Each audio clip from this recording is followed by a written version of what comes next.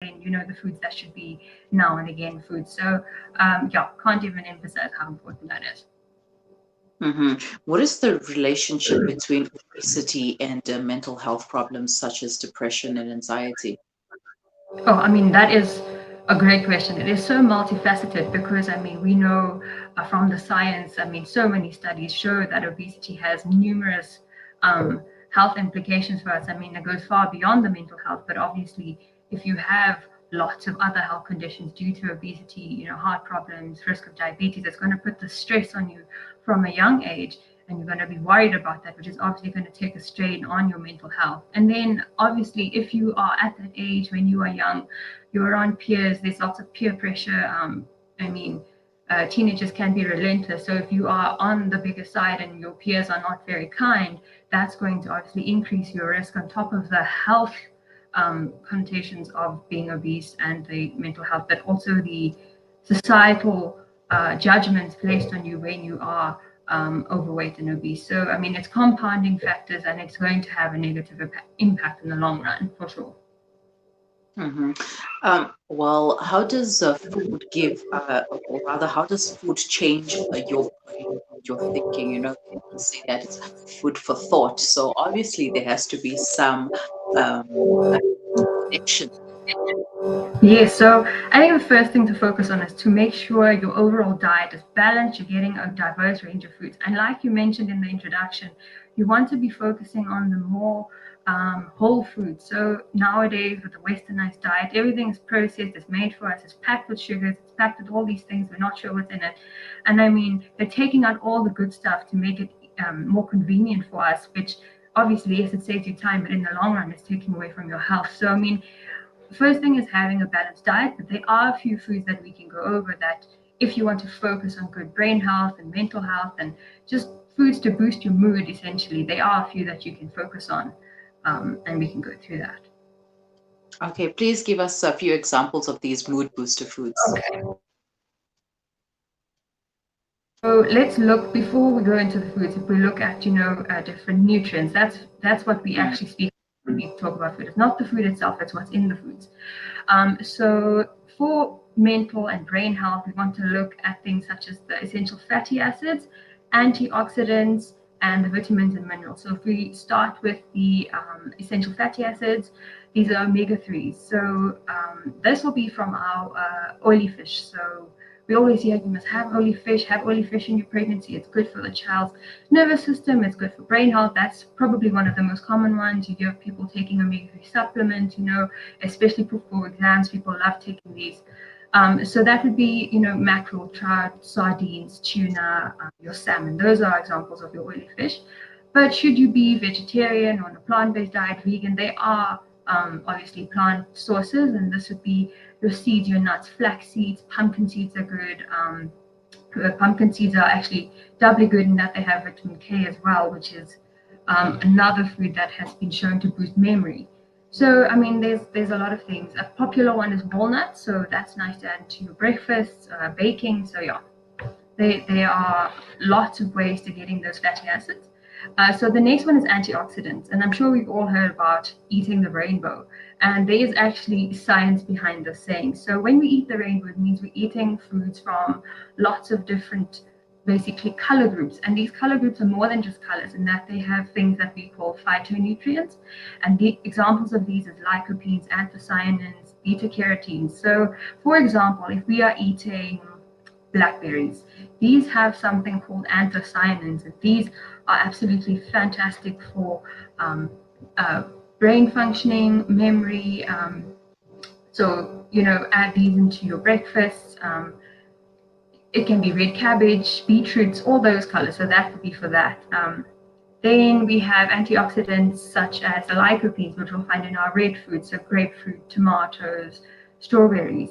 And these are good in that they're called our they basically scavenge the free radicals in our body. So that comes through to stress. So if we have radicals in the body, specifically in the brain, if we eat more of these foods, they will help reduce the impact they have on our body. And in the long run, that will have a good, basically, impact for overall health. And of course, if we're looking specifically now at mental and brain functioning. So that's just a few examples. So I mean, there's plenty of foods with these antioxidants, but the easiest way to get antioxidants in is having lots of fruits and vegetables, obviously.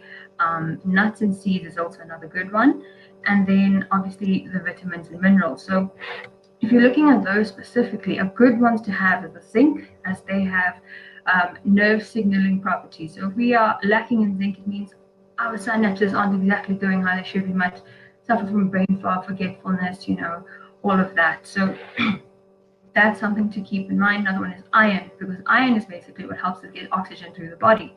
And if we don't have enough iron, if the stores are wrong, if something's just amiss, you're going to feel tired. And if you feel tired, you're not able to function well. You're going to be more at risk for feeling down, and that just has a knock-on effect with our mental health.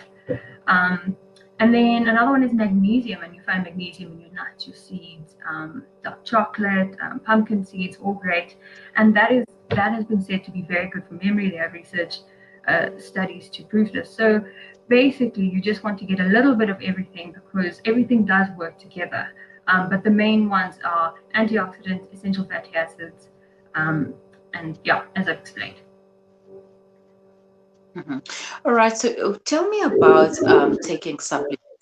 Because we're trying to avoid having a lot of processed foods in our diet. But then, when you think about it, aren't supplements processed? So should we take supplements? If so, how often? Instead of eating the foods with those added nutrients and fibers and vitamins. So when it comes to supplements, that's a very good question, because I think in recent days, the go-to is, oh no, I need to take supplements if I want to be healthy. It's just become the norm. You go to a doctor's, oh, take a supplement. You go to your pharmacy, oh, take a supplement, you'll be fine. But I mean, I think that's why it's so important to see a dietitian, because I would hope most dietitians would be food first approach, because we don't need supplements to achieve the health we are looking to gain. Um, Obviously, there are certain cases where if you have a medical condition, if you're pregnant, if you are vegan, and you're not able to get in the specific foods that give us the things we need, then I would suggest going to your doctor, a dietitian, and discussing with them what your needs are, and they can then advise you on the best supplement for you, because there are so many out in the market and not all of them are going to be the right fit for you. So definitely speak to a professional. But in general, I do not think we need supplements to meet the level of health, the general level of health that people are searching for. You just have to look into your diet, see the things you can change, and make sure you are eating the best foods that are available to you and accessible to you, because it is more than possible to meet your nutrient intake and to achieve goals such as, working towards a better brain health and all of that through food, 100%. So it's only in, those special circumstances, as I explained, that you would really need to go for supplements. hmm And also, you have to look at what works for your budget, because I mean, sometimes people are not able to afford having mackerel and salmon and Oh yeah. prawns, because those are quite expensive. So, what other affordable options are available? A tin of tin fish, you can get sardines, Lucky Star, all of those. That'll be perfect. That is the great thing about those products. It's simple foods, easily accessible, affordable. So, I mean, you definitely don't need to be, very rich to access a healthy diet or get the specific nutrients in.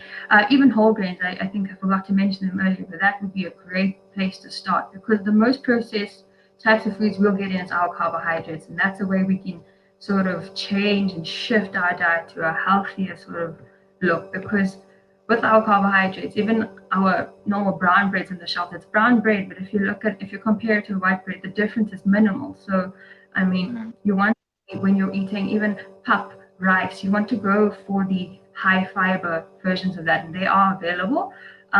So in that way, you're getting in the fiber, which is obviously great. That has multiple health benefits. It has the antioxidants, and it has the vitamins, vitamin K, vitamin E, as I was mentioning earlier. So I mean, those are all easily accessible for the general public. Doesn't have to be this fancy, crazy wellness warehouse foods. So definitely possible. Mhm. Earlier on, you mentioned about eating the rainbow. So, how often should we incorporate these ingredients in our diet? Should it be daily? Should it be weekly, or as often as we can?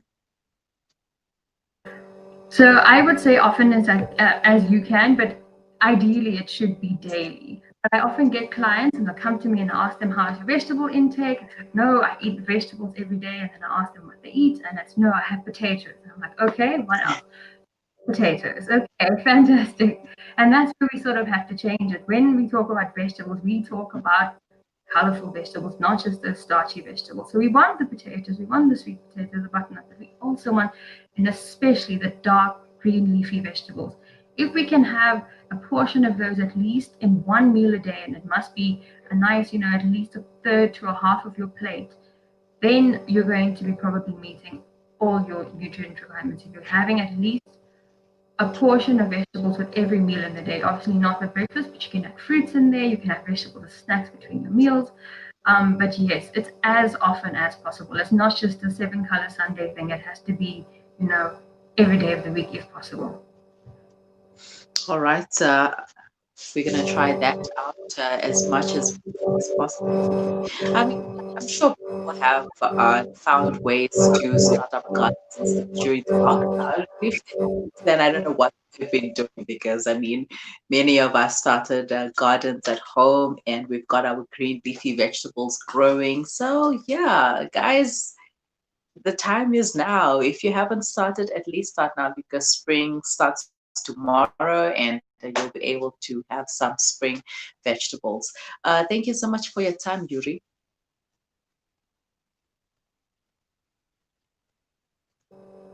It's a pleasure and have a wonderful day. Bye bye. Bye bye. That was Yuri Bhaga, a registered dietitian in South Africa, talking about the best diet for mental health. And you know what? There's no such thing as the best diet, the best lifestyle, the best anything. Whatever works for you, go down that route. Just go to a dietitian and let them help you with the best route for you. Because if something works for me, it might not work for you. We are different people. We have different bodies. We have different lifestyles. We have different everything. Like I can have more of iron, and I should have less of fiber, for example, but you can have more fiber and less iron and more magnesium, whatever that is. But you won't know this until you go to a professional to help you out. But continue eating the rainbow, eating lots of green, dark green leafy vegetables. I know we all like to say that we have lettuce in our salads and it stops just there. It's not just about lettuce. Have your cabbage, red cabbage, green cabbage, have kale, have what is the spinach. There's an assortment of vegetables that are available out there. It's not just about having lettuce and saying I've had my veggies. It's not only about having what is this uh what vegetables. Oh my god, I can't get the vegetables right now. But anyways, have your vegetables as much as you can and as often as you can. And it also comes down to how you cook your veggies. It's no point in overcooking them until they're super soft and mushy and be like, yes, I'm having vegetables.